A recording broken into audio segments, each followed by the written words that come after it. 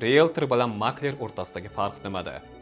Bunga misol tariqasida sotib oluvchi mijoz nazari bilan qaraylik. Aytaylik, har bir inson ko'chmas mulk sotib olishdan oldin juda ko'p yil mehnat qiladi. Ba'zida esa butun umr. Demak, shu inson o'z maqsadiga erishganda uni haqiqiy chempionlardek yaxshi munosabat, yaxshi hid, yaxshi ko'rinish bilan kutib olishimiz zarur. Ba'zi bir hamkorlik zelkalarimizda afsuski ba'zi maklerlar bir ahvol ko'rinishda, yuvilmagan holatda, o'zidan yomon hid anqib turgan holatda ham notariusga, ham pakazga kirib kelishdi. Shunaqangi katta g'alabaga erishgan odam bu narsalarga arzimaydi. Yana bir misol tariqasida makler bilan realtor o'rtasidagi farqni bozordagi saygak va sotuvchi bilan misol qilsak bo'ladi. Saygak u mahsulot haqida to'liq ma'lumotga ega emas.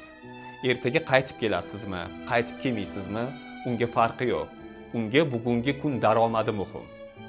Sotuvchiga esa sizni qayta murojaatingiz o'ta muhim va boshqa yaqin insonlarga uni rekomendatsiya qilishingiz juda ham muhim. Chunki uni biznesi shu asosida qurilgan va o'zi sotayotgan mahsuloti haqida to'liq ma'lumotni biladi. Aslida makler degan kasbni o'zi bu o'z-o'zini band qilish hisoblanadi.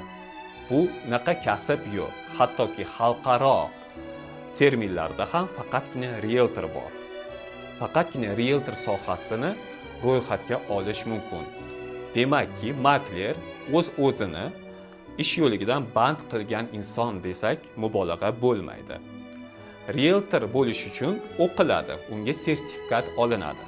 Shaxsan o'zim Rossiyaning Krasnodar shahrida Ajax Realty akademiyasida 6 oy o'qiganman. Allohga shukr, shu kungacha 7 yillik tajriba orttirib, 500 dan ortiq zelkalarni amalga oshirdik.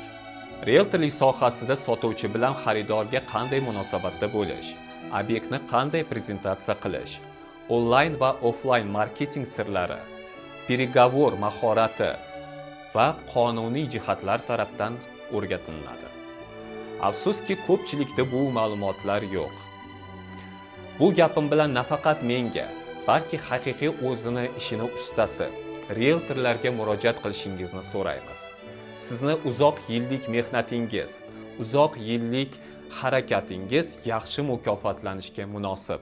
Shaxsan men Timur Ibragimovich Salom Realty kompaniyasining asoschisi, ko'chmas mulkda 7 yillik tajribaga egaman va sotuvda asosan $100,000 baland, ijarada esa $1000 baland obyektlar bilan ishlayman.